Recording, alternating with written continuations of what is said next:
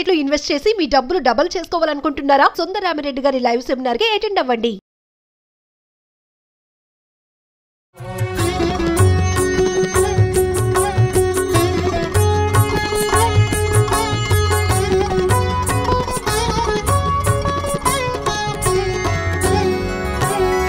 జయము నీవే జయ జయ దుర్గా జగములేని తల్లి కనకదుర్గా జయము నీవే జయ జయ దుర్గా అభయమీవే అమ్మ కనకదుర్గా జయము నీవే జయ జయ దుర్గా నీవే నీయవే దేవి కనకదుర్గా జనని నీవే జయ జయ దుర్గా సిరులనిచ్చే గారు నమస్తే జయ. శరన్నవరాత్రుల గురించి మాట్లాడుకుంటున్నాం. అందులో భాగంగా మనం 8వ రోజులో ఉన్నాం. ఈ రోజు అమ్మవారి అలంకరణ, అలానే పూజా విధానం, పెట్టవలసిన నైవేద్యాలన్నీ కూడా ఒకసారి. 8వ రోజు అంటే ఈ రోజు మూలా నక్షత్రం వచ్చింది కదా, విశేషమైన రోజు. అయితే ఈ రోజున నవదుర్గా స్వరూపాలలో శ్రీశైలం భ్రమరాంబిక అమ్మవారిని మహాగౌరి స్వరూపంలో వెలయిస్తారు. మహాగౌరి అంటే తెల్లటిదన్నమాట, తెల్లని వస్త్రం ధరిస్తుంది అమ్మవారు. ఆమెకి పేరుగన్నము అలాంటివి నివేదన చేస్తారు విశేషంగా. అయితే ఈ మహా గౌరీ స్వరూపం లాగానే ఇంచుమించుగా మనకి శరన్నవరాత్రుల్లో ఈ ఇంద్రకీలాద్రి మీద ఉన్నటువంటి కనకదుర్గ అమ్మవారి దేవస్థానంలో సరస్వతి స్వరూపంలో కనిపిస్తారు. మొత్తం దేశమంతా కూడా మూలా నక్షత్రం నాడు సరస్వతి ఆరాధన విశేషంగా కనపడుతుంది. ఈ రోజునే మనం కావాలంటే పిల్లలకు అక్షరాభ్యాసం చేసేస్తాము, అక్షరాభ్యాసం చేసుకోవచ్చు. లేదా ఇంతకుముందే మన అందరూ చదువుకుంటున్న పిల్లలు ఉంటే వాళ్ళ పుస్తకాల మీద ఓంకారమో ఒక స్వస్తికవో ఏదో ఒకటి వేసుకుంటాం, అమ్మవారి దగ్గర పెడతాము. అసలు సరస్వతి ఆరాధన మనకి ప్రారంభం, అక్షరాలు వచ్చి నోట్లోంచి మాటలు రాగానే మొట్టమొదటి మొదలు పెట్టిస్తాం. సరస్వతి నమస్తుభ్యం చెప్పేవాళ్ళు.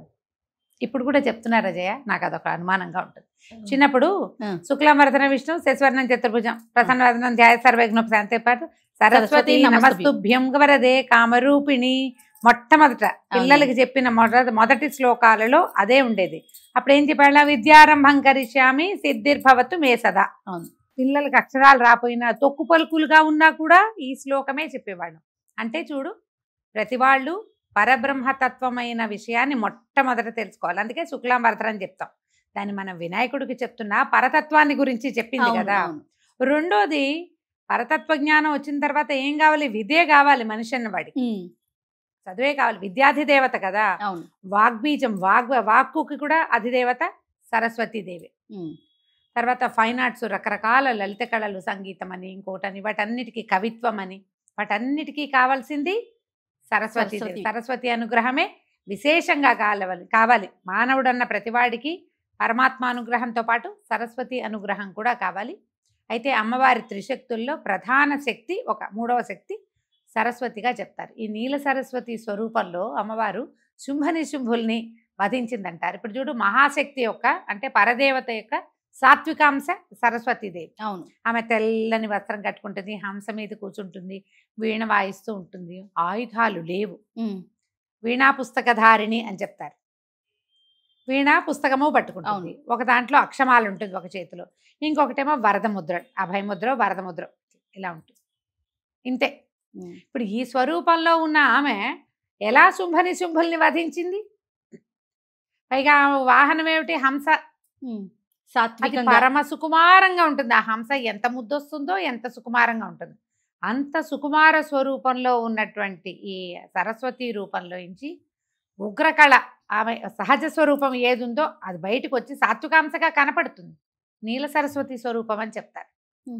సుమని శుంభులు ఆమె వెనకాల పడేసరికి సాత్విక రూపిణి అయినా కూడా ఆమెలోంచి ఉగ్రశక్తి బయటకు వచ్చి శుంభని శుంభులు ఇద్దరిని సంహరించింది. సరస్వతి స్వరూపమే శుంభని శుంభ వధ చెప్తారు. ఇప్పుడు నువ్వు ఎంత సాత్వికంగా అయినా ఉండు, నువ్వు చదువుకో, తెల్లటి బట్టలే కట్టుకో, నిదానంగా ఉండు, జపం చేసుకో, పుస్తకమో వీణ వాయించుకుంటునో ఏదో లలిత కళలు ఆరాధించుకుంటూ పరమసాత్వికంగా నువ్వు ఉండు. నీ జోలికి వస్తే మాత్రం నువ్వు ఉగ్రంగా మారాల్సిందే. ఇది బోధ కదా, అంతే కదా.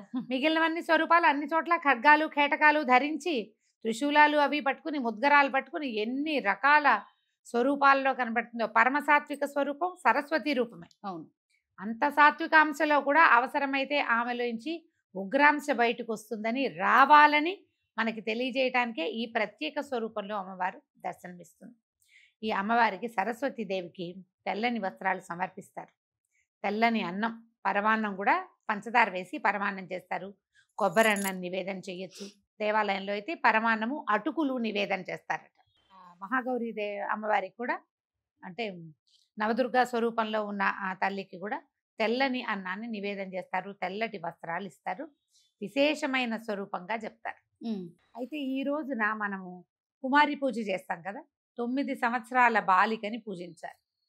ఈ 8వ రోజు పూజింపబడే బాలిక పేరు దుర్గా. దుర్గా అని చెప్తారు. ఈమె ముక్తినిస్తుందట.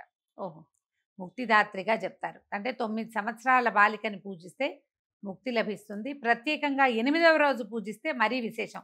రోజుని బట్టి స్వరూపం కదా. అవునండి. ఈ రోజుని బట్టి దుర్గా స్వరూపంలో అమ్మాయిని చక్కగా పాదాలకు పసుపు రాసి పారాయణ పెట్టి చక్కటి వస్త్రాలంకరణలు అవి సమర్పించి ఆమెను పూజించి ఆమెకు కావాల్సిన ఆహారాన్ని ఇచ్చి గనక పూజిస్తే ముక్తి లభిస్తుంది. మనం ఏ ఏ సాధనలు ఉన్నాయో సాధనలు చివరికి వస్తాయన్నమాట. ముక్తిదాత్రిగా ఈ రోజున కొలిచే కుమారి పేరుగా చెప్పబడుతుంది. మనం ఏదైనా నివేదన చేసుకోవచ్చు. అయితే పుస్తకాలు, పిల్లల దగ్గర పుస్తకాలు అవి ఉంటాయి. స్కూల్ పుస్తకాలు కానీ, చదువుకునే పుస్తకాలు కానీ, ఏదైనా శాస్త్రం చదువుకునే వాళ్ళు, కొంతమంది భగవద్గీత చదువుకుందామని మొదలు పెట్టుకుంటారు.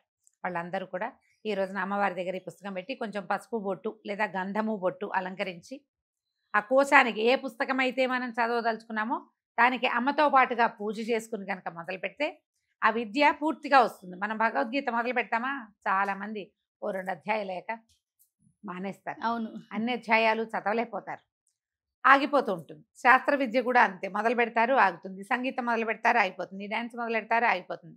ఆగిపోయే రకంగా కాకుండా అది కంటిన్యూ అవుతుంది. ఈ రోజున అమ్మవారికి చక్కగా మంచి గీతం శ్రావయామి అని మనం ఉపచారాలు చెప్తాం. షోడశోపచారాలు చేసుకున్నప్పుడు చివరికి చివరి పూజలో ఏం చేస్తాం, ఛత్రం వీజయామి, ఛత్రం సమర్పయామి, చామరం వీజయామి, దర్పణం దర్శయామి చూపిస్తాం. అంటే మొదట చామరం చేసి, ఛత్రం అంటే గొడుగు, అమ్మవారికి గొడుగు పెడతాం. ఇవన్నీ రాజోపచారాలు అన్నమాట.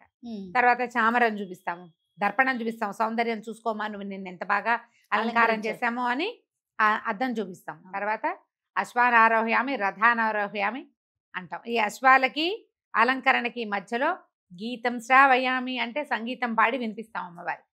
నృత్యం దర్శయామి, నృత్యం కూడా డాన్స్ చేసి చూపిస్తాం. ఏదైనా డిస్కో డాన్సులు అవి చెయ్యం కదా. అమ్మవారి దగ్గర ఏం చేస్తాం, శాస్త్రీయ నృత్యం నేర్చుకునే పిల్లలు ఉంటే పిల్లలతోటి నృత్య సమర్పణ, నాట్యం చేసి సమర్పించడం. విశేషంగా పీఠాలు అక్కడ పెద్ద చోట్ల చేసేటప్పుడు దేవాలయాల్లో కూడా అమ్మవారికి ఏం చేస్తారంటే వేదాలు వినిపిస్తారు. చతుర్వేద పారాయణ ప్రియ అమ్మవారు, ఆమెకి ఇష్టం. అందుకని ప్రతి వేదము కొంత భాగం పారాయణ చేస్తారు. తర్వాత రామాయణ, భారత, భాగవతాది ఇతిహాసాలు కూడా సమర్పిస్తారు అమ్మవారికి. వాటితో ఈ గానం శ్రావయామి, గీతం శ్రావయామి, నాట్యం ప్రదర్శయామి కూడా ఉంది. అన్ని ఈ మూలా నక్షత్రం రోజునైనా పిల్లలు చక్కగా సంగీతమో నాట్యమో నేర్చుకుంటుంటే అమ్మకి అది నివేదించండి. పిల్లలు చక్కగా నాట్యం చేయటం, చక్కగా పాట పాడటం, మీకే పాటలు వస్తే మీరే చక్కగా 2 సంగీతం పాటలు ఏమైనా ఒకటి పాడేసుకోవటం చేస్తే ఇవి ఏంటంటే సరస్వతి స్వరూపాలు కదా కళలన్నీ. ఆమె మరింత ప్రీతి చెంది మరింతగా మనకి ఆ కళల్లో ముందుకు వెళ్ళే అవకాశం ఇస్తుంది. సో ఈ విధంగా మూలా నక్షత్రపు పూజా విధానాన్ని ముగించుకోండి. అమ్మవారికి తెల్లని ఏ పదార్థాన్నైనా నివేదన చేయొచ్చు. ప్రసాద నివేదన చేసిన తర్వాత ప్రసాద వినిమయం చేయండి, ఫ్రిడ్జ్లో పెట్టకండి. ఏ రోజు ఆ రోజు పదార్థాన్ని వినియోగం చేసేసేయండి. ఎవరో ఒకళ్ళకి ప్రసాదాన్ని ఇచ్చేస్తే ఇవాళ పూజ అవుతుంది. మళ్ళీ రేపు ఉదయం ఏం చేయాలో చూద్దాం. తప్పకుండా రమ్మ గారు. నమస్తే. నమస్తే.